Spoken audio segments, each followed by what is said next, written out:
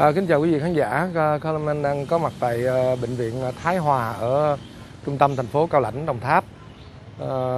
Thì hôm nay mình xuống trong cái chuyến đi công tác Đồng Tháp để chuẩn bị để phát triển cái giống lúa sạch ở tại Đồng Tháp đó, thì mình tranh thủ ghé thăm thầy Vĩnh Bảo. Tính là ghé thăm thầy thôi nhưng mà không ngờ nhận được cái tin từ cô Thu Anh là con gái của thầy, nào bảo là thầy Vĩnh Bảo đang bị ốm rất là nặng đó, rất là nặng luôn, mà không biết tình hình như thế nào, nên mình tranh thủ mình ghé thăm thầy chút. Thế là cũng mong là thông báo được cái thông tin này đến tất cả những người yêu quý thầy nhạc sư Vĩnh Bảo, các học trò của thầy ở gần xa, ở khắp nơi trên toàn thế giới. Mình đang có mặt tại bệnh viện Thái Hòa. Vô hả?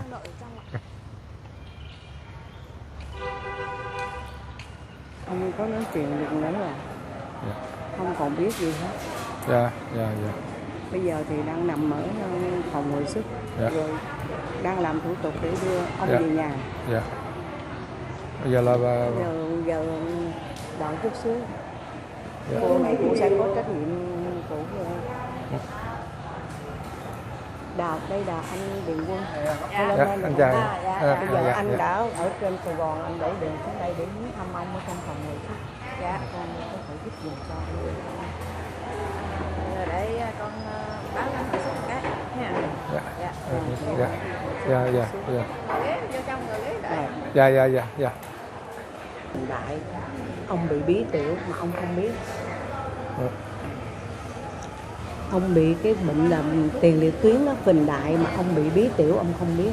Cái bụng ông to quá, cái mẹ hỏi chứ sao cái bụng ba to quá, nó không có đâu, hồi đó tới giờ to vậy tôi nói không phải, nhấn rất là cứng. Thì khi đưa vô đây đó, là nếu mà chậm chừng mấy tiếng một nữa là xong rồi. Thì người ta thông tiểu tự nhiên thì không được. Họ đề nghị chuyển lên Sài Gòn, nhưng mà chuyển lên Sài Gòn thì xa xôi lắm, cũng không có ổn đâu, thành ra ở dưới này mổ. Lấy ra ngoài, đó là có nghĩa là truyền nước biển theo ống dẫn ra ngoài, rồi có thêm ông trợt chân. Trong cái quá trình mà thay đồ đi bệnh viện đó, ông bị trợt chân té, nửa xương đùi nữa. Trời ơi. Nó nằm một chỗ đó, rồi vô ra cũng 3 lần á. Nằm mà mổ xong 20 ngày cái xong việc về đường tuần lễ, cái bắt đầu ngay cái chỗ đó nó bị xì máu ra, rồi đưa vô rồi 3 lần. Kỳ này là nặng nhất, nhưng mà cũng phải nói là lãnh đạo của tỉnh và luôn cả ban lãnh đạo, ban giám đốc của bệnh viện là rất là tận tâm, đang làm tất cả những cái gì tốt nhất, thuốc nhất, men đồ đều lo cho ông hết 100% luôn. Free, bệnh viện là tài trợ free 100% chi phí cho ông. Bệnh viện này ha? Bệnh viện này luôn, đó là tài trợ free 100% cho ông hết. Là mà tài trợ không phải lần này mà từ trước tới bây giờ, khi ông ngoại trú đến khám rồi đi về, thuốc men là tài trợ 100%. Có là hoàn toàn là ông không tốn cái gì hết, chi phí hết. Nhưng mà bây giờ thì thấy ông đã yếu rồi, có nghĩa là dần rồi ông không còn nói chuyện được nữa, rồi ăn uống thì cũng không được luôn.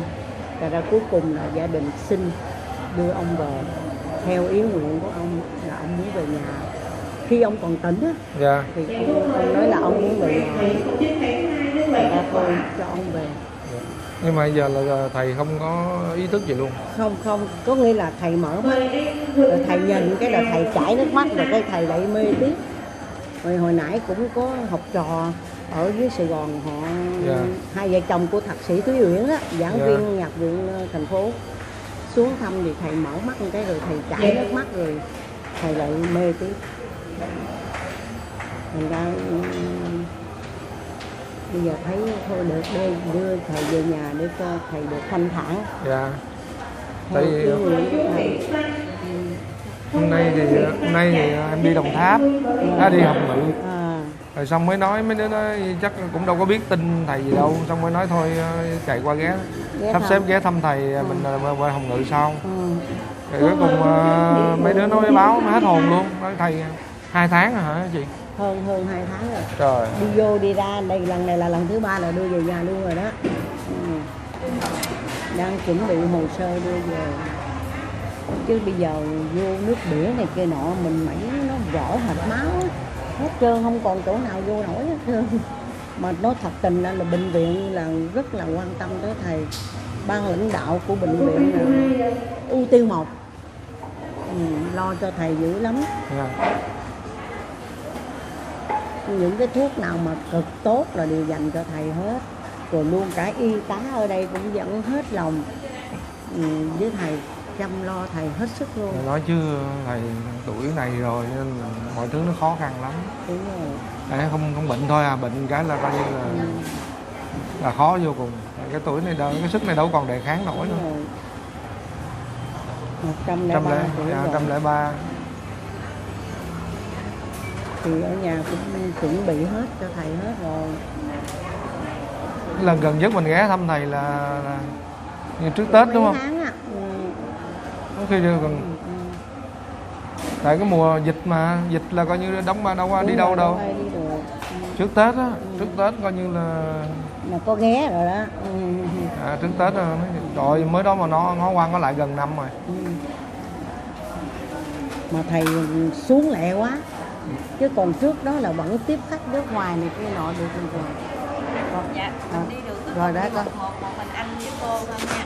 Dạ. Nhưng mà có cái quy chuyên Dạ, còn tại vì chứ mà không cho. Dạ thôi dạ. Thôi kính chào quý khán giả nha, mình xin tạm dừng cái video này tại đây, mình lên thăm thầy. Rồi có gì chút xíu thì mình xuống mình chia sẻ thêm với quý vị các bạn. Còn bây giờ thì chỉ có 2 người còn thăm thầy thôi, tại vì tình hình thầy cũng rất là nặng rồi, có thể là có như nãy chị Thu Anh có chia sẻ rồi, mình cũng muốn thật sự là không phải quay cái video này để làm gì mà để thông tin với quý khán giả, bà con cô bác nào yêu quý Dược sư Vĩnh Bảo, yêu quý thầy Vĩnh Bảo và những người con ở Đồng Tháp cùng hướng về để cầu nguyện cho thầy. Đó, và bây giờ mình xíu nữa mình sẽ cập nhật tiếp cho bà con cô bác xem nghe nha. Dạ con đây thầy ơi. Không có nói được cái gì hết á. Không nói.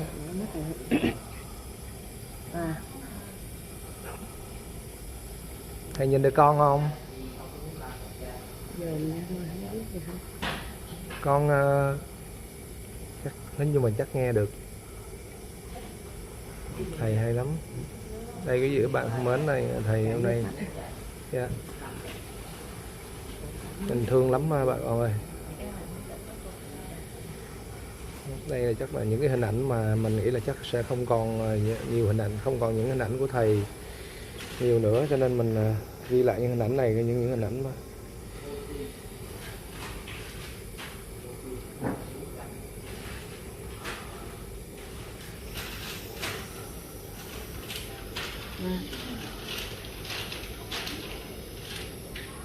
Con của anh nè. thầy không có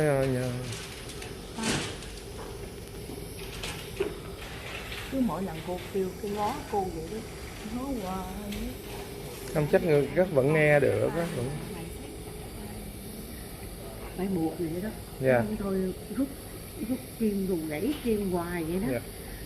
Rồi rút cái chỗ cái ống này nữa nè. Rồi nắm hoài, nắm. Đấy thì nắm biết. Nói vậy á.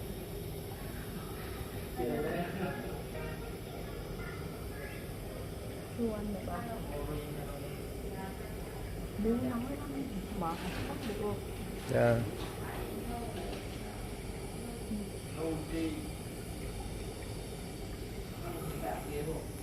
Cô nói thôi để xin về càng lại nó càng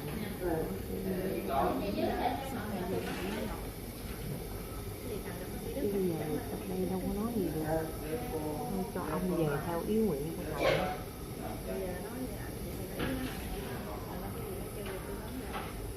Chắc cứ ngó vậy thôi.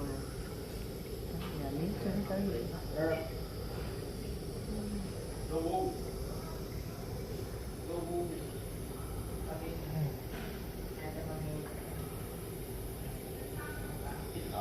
nắm cứng là không cho đi. Sao có nè, siết Dạ. vậy đó.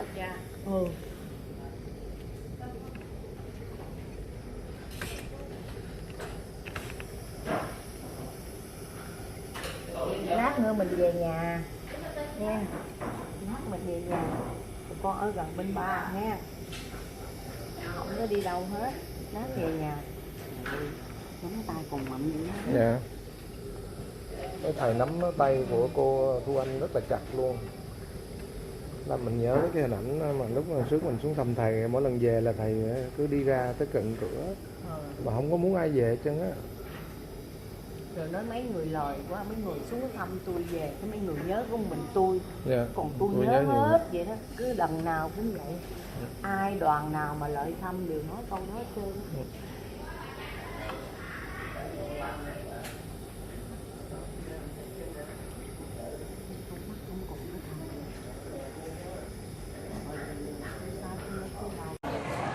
Dạ rồi, anh chào nha, chào cả nhà. Dạ. Thưa quý vị các bạn, mình đã vừa vào thăm thầy rồi. Chắc là những cái hình ảnh mà của mình nghĩ là những hình ảnh của thầy, những hình ảnh có thể nói là những hình ảnh cuối cùng. Mình không có muốn dùng cái từ cuối cùng, nhưng mà chắc có lẽ vẫn phải đó, nó vẫn phải là thực tế thôi. Thì nói chung mình nghĩ là thầy Vĩnh Bảo thầy nghe được hết, nhưng giờ thầy không nói được. Thầy không nói được mà thầy chỉ có nước mắt chảy thôi. Thì mình vẫn còn nhớ mãi cái câu của thầy nói, chết là hết, thôi bon chen làm gì đó. Mình vẫn còn nhớ là thầy hay nói cái câu đó lắm. Và giờ mình cảm thấy là cái thật sự là cái tinh thần của thầy á, những cái lần gặp gỡ của mình với thầy á, thật là nó đối với mình là nó quý giá hơn tất cả những thứ khác. Bởi vì cái sức sống của thầy, một cái con người mà bước qua khỏi cái ngưỡng cửa thất thập cổ lai hy thôi, 70 thôi đã là nhiều chuyện để nói rồi, là cũng phải nói là rất là đặc biệt rồi. Huống chi là thầy đã bước qua cái ngưỡng 100, tức là người ta nói là người của trời rồi. Thành ra là cái cách suy nghĩ của thầy nó vô cùng đặc biệt, và mình học được rất nhiều, cảm nhận được rất nhiều thứ từ thầy. Hôm nay tới đây thăm thầy mà trong những cái thời khắc này thì thật sự rất là buồn. Cũng không biết nói làm sao, nhưng cũng mong rằng là cái video này thì nếu quý bà con cô bác, quý khán giả ở khắp nơi trên toàn thế giới, những ai là học trò của thầy hoặc là những ai có cái kính ngưỡng đặc biệt đối với thầy, thì quý bà con cô bác có thể cầu nguyện cho thầy, hoặc là liên hệ với cô Thu Anh để mà giúp đỡ cho gia đình hay như thế nào đó, thì mình để duy trì cái xưởng đàn của thầy.